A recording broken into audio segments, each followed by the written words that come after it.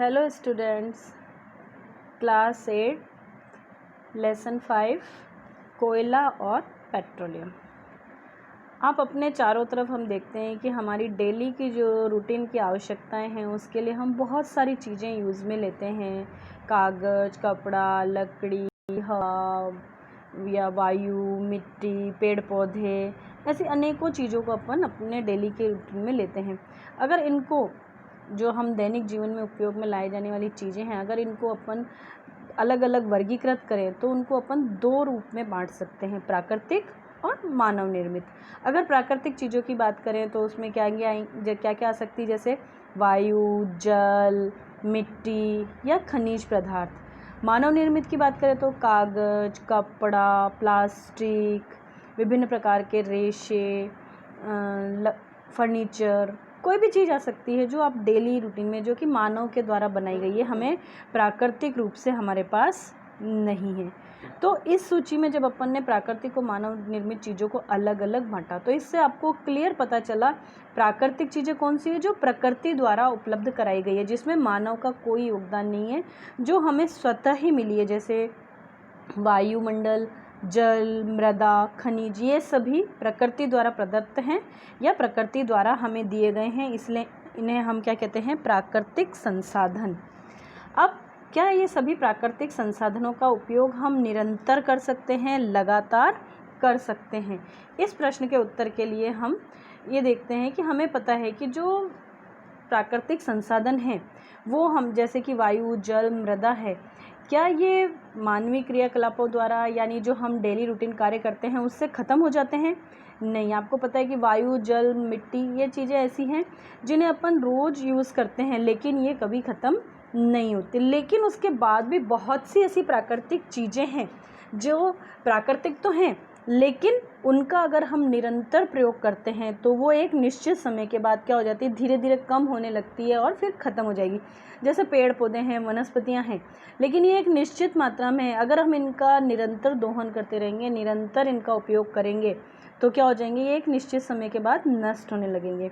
तो जो प्राकृतिक संसाधन हैं इनको मुख्य रूप से हम दो प्रकार से बांट सकते हैं, अक्षय प्राकृतिक संसाधन और दूसरा समाप्त होने वाले प्राकृतिक संसाधन। अक्षय प्राकृतिक संसाधन ये ऐसे साधन होते हैं जो कि प्रकृति के अंदर असीमित मात्रा में है, यानी जिसकी कोई काउंटिंग नहीं है, जिस असीमित मात्रा के अंदर है, बहुत ज़्यादा मात्रा में है, जो कि कभी ख़त्म नहीं होंगे। जैसे कि सूर्य का प्रकाश और वायु, ये पृथ्वी पर इतना है, सूर्य का प्रकाश असीमित है, जिसको हम कितना भी यूज़ करें लेकिन वो कभी ख़त्म नहीं होगा। इसी प्रकार से वायु है, हम पृथ्वी के ऊपर इतनी वायु है कि हम कितना भी उपयोग करें, कितने भी जीव जंतु या मनुष्य उनको उपयोग करें, वो ख़त्म नहीं होगी।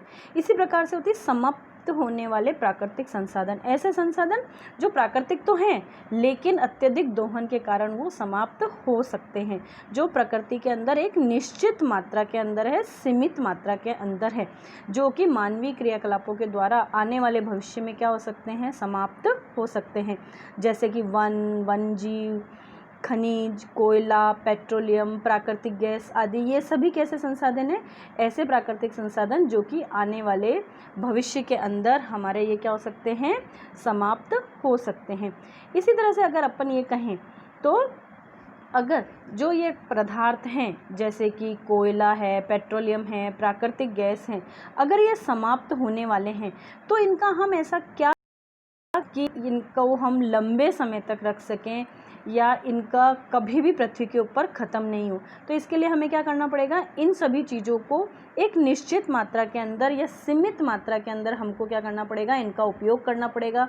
इनका जो हमारी उपयोग करने की दर है उसे कम करना पड़ेगा। हमारा जो लालच है कि हमें जितनी आवश्यकता होती है उससे ज़्यादा हम प्रकृति से इसका दोहन करते हैं, जैसे कोयला है, पेट्रोलियम है, विभिन्न प्रकार के खनिज पदार्थ हैं, इनको हम जितनी आवश्यकता होती है उससे भी अधिक हम इनको निकालते हैं पृथ्वी की सतह से और फिर उनका उपयोग करते हैं।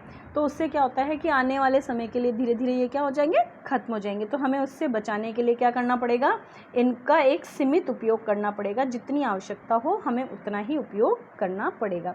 इस अध्याय के अंदर हम कोयला, पेट्रोलियम, प्राकृतिक गैसें आदि, जो कुछ ऐसे संसाधन जो कि सीमित मात्रा के अंदर हैं, उन संसाधनों के विषय के हम अध्ययन करेंगे, जिससे कि हमें पता चले कि ये कोयला और पेट्रोलियम किस प्रकार से बने और इनको हम किस प्रकार से संग्रहित कर सकते हैं। जो भी सजीव प्राणियों के मृत अवशेषों यानी जीवाश्मों से प्राप्त होते हैं, जैसे कि कोयला, पेट्रोलियम या प्राकृतिक गैसें, इन्हें हम क्या कहते हैं? जीवाश्मीय ईंधन। अब ये कोयला और पेट्रोलियम हमें किस प्रकार से प्राप्त होते हैं उसके बारे में अपन अध्ययन करते हैं। सबसे पहले बात करते हैं हम कोयले की। आपको ये बताने की तो ज़रूरत ही नहीं कि कोयला कैसा होता है। आपने सबने देखा होगा अपने घरों के अंदर कि कोयला कैसा होता है। कई बार कोयला बिल्कुल पत्थर जैसा कठोर होता है, कई बार थोड़ा सॉफ्ट होता है। मतलब कोयले की भी हमें पता है कि अलग अलग प्रकार की वैरायटी होती है। तो कोयला कैसा खार और काले रंग का होता है, जैसा कि आपको चित्र के अंदर दिखाई दे रखा है। इस प्रकार का कोयला भी होता है।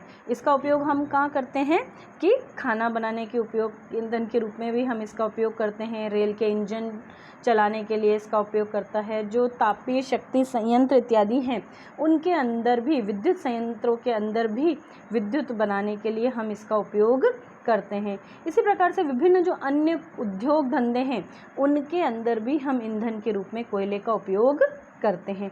अब प्रश्न उठता है कि जो कोयला है, ये कोयला हमें कहाँ से प्राप्त होता है, कैसे प्राप्त होता है, या ये कोयला बना कैसे पृथ्वी के अंदर? तो सबसे पहले हमें पता है कि कोयला हम अपनी खानों के अंदर, कोयले की खानों में से निकालते हैं। तो ये खानों के अंदर कोयला कहाँ से आया? तो जो लगभग ये माना जाता है कि लगभग 300 मिलियन वर्ष पूर्व पृथ्वी के जो निचले जलीय क्षेत्र थे, वहाँ पर घने वन थे, लेकिन कोई भी प्राकृतिक आपदा आई, चाहे बाढ़ हो, भूकंप हो, ऐसा कोई भी जो प्राकृतिक उपक्रम हुए, जिनके कारण ये वन क्या हो गए? नष्ट हो गए और मिट्टी के नीचे दब गए। उनके ऊपर कालांतर में धीरे धीरे और मिट्टी जमती चली गई, जिससे ये क्या हो गए? और भी ज़्यादा संपीड़ित हो गए और भी ज़्यादा दब गए। जैसे जैसे ये ज़मीन की गहराई के अंदर नीचे दबते चले गए, इनका जो ताप था, इनके ऊपर जो दाब था, वो बढ़ता चला गया। और इस अत्यधिक उच्च दाब और उच्च ताप के कारण पृथ्वी के अंदर ये जो मृत पेड़ पौधे थे, धीरे धीरे किसके अंदर बदलने लगे? कोयले के अंदर बदलने लगे। और हमें पता है कि कोयले के अंदर सबसे ज़्यादा किस चीज़ की मात्रा होती है? किस रासायनिक पदार्थ की मात्रा होती है? कार्बन की।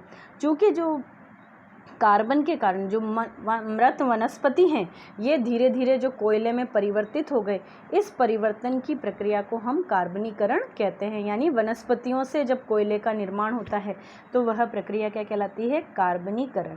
क्योंकि ये वनस्पतियों के अवशेषों से बना हुआ है, अतः कोयले को भी हम क्या कहते हैं? जीवाश्मीय ईंधन। जैसे पेट्रोलियम एक जीवाश्मीय ईंधन है, उसी प्रकार से जो कोयला है वो भी क्या है? जीवाश्मीय ईंधन है। कोयला किस प्रकार से खानों में से निकाला जाता है? ये नीचे आपको जो एक डायग्राम दिखाई दे रहा है, एक चित्र दिखाई दे रहा है, ये कोयले की खान का चित्र है, जहाँ से कोयले को खनन करके, खुदाई करके उसमें से निकाला जाता है। अब हमको ये पता है कि जब हम वायु में गर्म करते हैं तो कोयला जलने लगता है और मुख्य रूप से क्या निकलती है? Carbon dioxide gas. ये तो सामान्य रूप से आपने घरों के अंदर भी देखा होगा कि हम कोयला जलाते हैं तो उसमें से धुआं निकलता है, और वो धुएं के अंदर क्या होती है? कार्बन डाइऑक्साइड गैस होती है। यानी कोयले को जलाने पर या कोयले को गर्म करने पर कार्बन डाइऑक्साइड गैस धुएं के साथ में निकलती है। अब जो कोयले की खान से कोयला प्राप्त किया जाता है, वो शुद्ध कोयला नहीं होता। उस शुद्ध कोयला प्राप्त करने के लिए हमें क्या करते हैं? तो कोयले का प्रक्रमण किया जाता है विभिन्न फैक्ट्रीज़ के अंदर, और इससे हमें कुछ उपयोगी पदार्थ प्राप्त होते हैं, जैसे और कोयला गैस।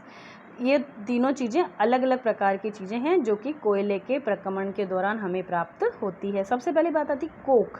कोक क्या है? आपने नाम सुना होगा। कोल्ड ड्रिंक वाली कोक की बात नहीं कर रहे हैं हम यहाँ। ये कोक जो कि कोयले से प्राप्त होती है, ये कठोर सरंध्र और काला पदार्थ होता है, जो कि लगभग कार्बन का ही शुद्ध रूप होता है। यानी इसके अंदर कार्बन की शुद्धतम मात्रा होती है, और इसका उपयोग मुख्य रूप से इस्पात और औद्योगिक निर्माण की बहुत से धातुओं के निष्कर्षण के लिए इसका उपयोग किया जाता है।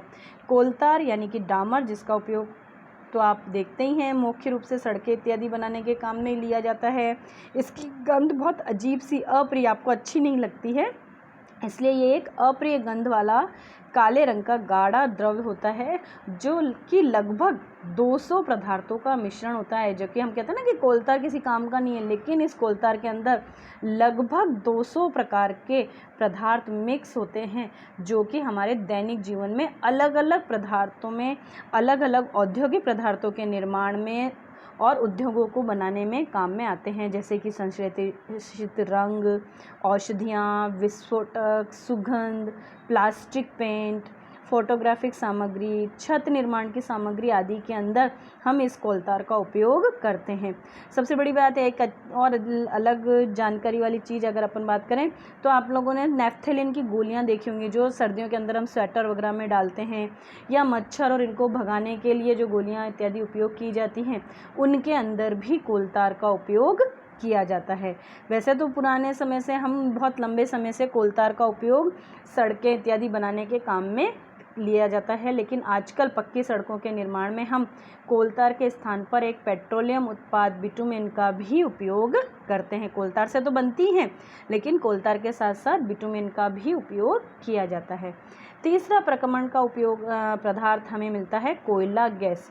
तो कोयले के प्रक्रमण द्वारा कोक बनाते समय हमें कोयला गैस प्राप्त होती है, और यह कोयला प्रक्रमण संयंत्रों के निकट स्थापित बहुत से उद्योगों में ईंधन के रूप में उपयोग की जाती है। मतलब जहाँ से कोयला प्राप्त करते हैं उसका प्रक्रमण किया जाता है, वहीं पर कोयला गैस निकलती है, और इस गैस का उपयोग वहाँ आसपास जो भी उद्योग होते हैं, जो भी इंडस्ट्रीज़ होती हैं, उसमें ईंधन के रूप में कोयला गैस का उपयोग किया जाता है।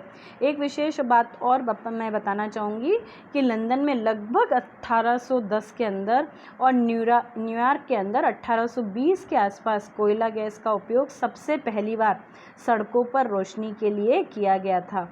और आजकल इसका उपयोग रोशनी के बजाय हम किस रूप में करते हैं? ऊष्मा स्रोत के रूप में किया जाता है। जैसे आजकल हमारे सड़कों पर एलईडी और सूर्य की रोशनी से, सनलाइट से बनने वाले जो बल्ब लगे हुए होते हैं, उनका उपयोग किया जाता है। तो उस प्रकार से 1810 में लंदन और न्यूयॉर्क के अंदर कोयला गैस का उपयोग सड़कों पर रोशनी करने के लिए किया जाता था। नेक्स्ट वीडियो के अंदर हम पढ़ेंगे पेट्रोलियम के बारे में। Thank you.